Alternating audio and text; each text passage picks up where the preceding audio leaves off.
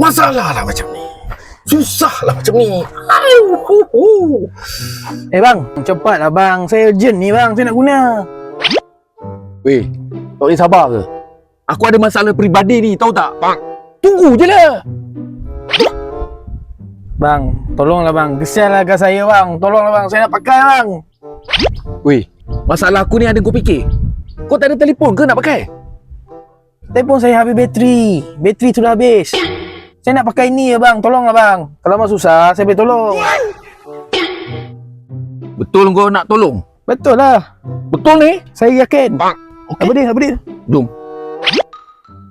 Ni apa? Ni kat mana ni? Ni kat TikTok. Ni dia ada 5 kilo, 10 kilo. Macam ni. Nampak tu? Ni RM21. Ni makanan. Ni beras. Tak pernah jumpa beras ke? Ni beras wangi ni. Daripada berkat padi ni. Baguslah untuk badan. Bagus. Nampak? Dapat menyelerakan kan? Nampak menyelerakan kalau makan. Macam mana mau order ni? Tekan je beg kuning macam ni. Apa yang bodoh sangat?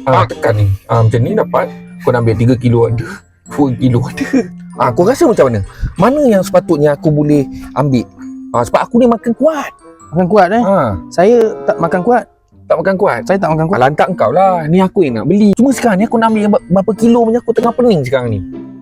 Saya rasa ambil 5 kilo lah. 5 kilo boleh lah kalau macam tu. Itu je masalah dia. Tapi saya nak juga satu. Nak? Kalau kau nak, kau ambil kat belakang. Tu besar tu, luas. Kalau kau nak, kau ambil sini. Berenang pun boleh. Boleh ambil? Ambil belakang.